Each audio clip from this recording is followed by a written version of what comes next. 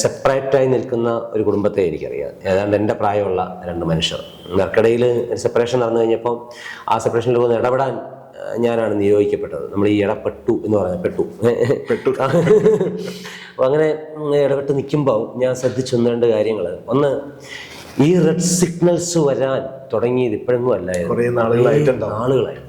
രണ്ടുപേരും highly educated ആണ്, രണ്ടുപേരും നല്ല ഹൈ പ്രൊഫഷനിൽ നിൽക്കുന്നതാണ്, മാസ്റ്റർ ഡിഗ്രിയുള്ള ഹൈ പ്രൊഫഷനുള്ള പ്രൊമോഷൻസ് കിട്ടിയ നല്ല സാലറിയുള്ള ഈ ഒരു മെട്രോ സിറ്റിയിൽ ജീവിക്കുന്ന രണ്ട് മനുഷ്യർ. ഒരു സെർച്ചിൽ 10 കിലോമീറ്റർ ചുറ്റളവിൽ 10 കൗൺസിലേഴ്സിനെ കിട്ടാൻ സാധ്യതയുള്ള മനുഷ്യർക്ക് ഈ പ്രശ്നങ്ങളെ അതിജീവിക്കാൻ ഒരു കൗൺസിലേഴ്സിന് എടുത്ത് പോകാൻ പറ്റിയിട്ടില്ല. ഒരൊറ്റപ്പോക്കാണ്. അവിടെ പോയിട്ട് പരസ്പരം കുറ്റപ്പെടുത്തുകയാണ്. എന്നിട്ട് ഇതിനകത്ത് ഞാൻ കാണാൻ മറ്റു കാര്യം വെച്ചാൽ, എന്നിട്ട് ഈ കുഞ്ഞിനോട് പറഞ്ഞു കൊടുക്കുകയാണ് ഈ പങ്കാളി, മറ്റേ പങ്കാളി ഭയങ്കര പ്രശ്നക്കാരൻ, അയാളെ വീട്ടുകാർ മൊത്തം പ്രശ്നം. നേരെ തിരിച്ചു ആലോചിക്കുക. അപ്പോൾ ഈ കുഞ്ഞ് സേഫായോ? ഈ കുഞ്ഞിൻ്റെ ജീവിതം സേഫായോ? ഞാൻ ഈ ബന്ധത്തിൽ നിന്ന് വിട്ടുപോയതുകൊണ്ട് ഈ കുഞ്ഞ് സേഫായോ? ഇല്ല. എനിക്ക് രണ്ട് മനുഷ്യരാണ്, രണ്ടിടങ്ങളിൽ പാർത്തവരാണ്, രണ്ട് മൂല്യവ്യവസ്ഥയിൽ വളർത്തപ്പെട്ടവരാണ്. അവരിങ്ങനെ ഒരുമിച്ച് ചേർന്ന് ജീവിക്കാൻ പോകുമ്പം അവരുടെ കാഴ്ചപ്പാടുകളുടെ അലൈൻമെൻറ്റുകളിൽ വ്യത്യാസം വരാം. ഇനിയും പോട്ടെ, തുടക്കത്തിൽ നല്ലതായിരുന്നു, ഭംഗിയായിരുന്നു. ജീവിതത്തിലെ കാഴ്ചപ്പാടുകൾ മാറാം, മെനോപ്പോ സമയത്ത് മാറാം. പുരുഷനെ സംബന്ധിച്ച് അവൻ്റെ 40-45 വയസ്സിൽ ലൈഫിൻ്റെ പ്രയോറിറ്റികൾ മാറാം. ഈ പ്രയോറിറ്റികളെ റീഗെയിൻ ചെയ്ത് തിരിച്ചു പിടിക്കാനുള്ള സാധ്യതയെ നിങ്ങൾ എക്സ്പ്ലോർ ചെയ്തോ? അത് പറ്റുന്നില്ല എന്ന് ഉറപ്പാക്കിയിട്ടാണോ ഈ ഇറങ്ങിപ്പോക്ക് പോയത്? ഇവിടെ വീണ്ടും വരാനുള്ള ചോദ്യം, ഇത് നോക്കിക്കൊണ്ടിരുന്നു കഴിഞ്ഞാൽ എപ്പോഴത്തേന് ആളുകൾ കൊല്ലപ്പെടുന്നില്ലേ, ആത്മഹത്യ ചെയ്യുന്നില്ലേ? ഇല്ലടോ. ഈ സിമ്പിൾസ് നമ്മുടെ ജീവിതത്തിൽ വരാൻ തുടങ്ങുന്നത് ഒറ്റ ദിവസം കൊണ്ടല്ല. അതെ അതെ അതെ അതെ ഇത് വളരെ ഗ്രാജുവലാണ്. ഇത് അറിയാനും പറ്റും, രണ്ടുപേർക്കും മനസ്സിലാവുകയും ചെയ്യും.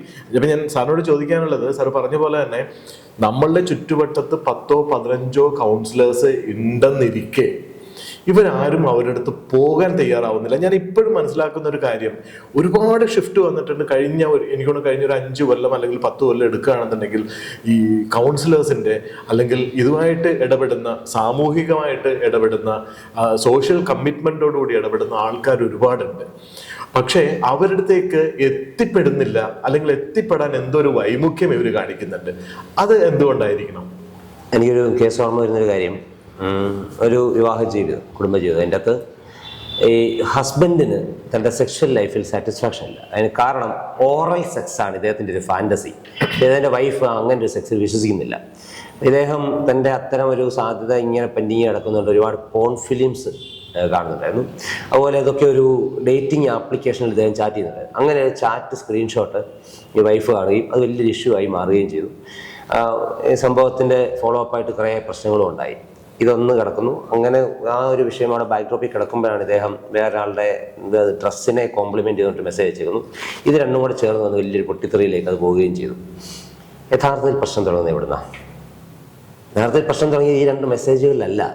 പലപ്പോഴും പറയുന്നത് ഈ മെസ്സേജുകളാണ് കാരണമെന്നാണ്. ഈ മെസ്സേജിലേക്ക് ഒരാൾ എത്തിച്ചേർന്ന വിധം, ഈ ഹസ്ബൻഡ് എത്തിച്ചേർന്ന വിധം, അതിൽ ഇവരുടെ ലൈംഗിക ജീവിതത്തിലെ കാഴ്ചപ്പാടുകളുടെ വ്യത്യാസം ഇത് പരിഹരിക്കപ്പെടാമായിരുന്നു.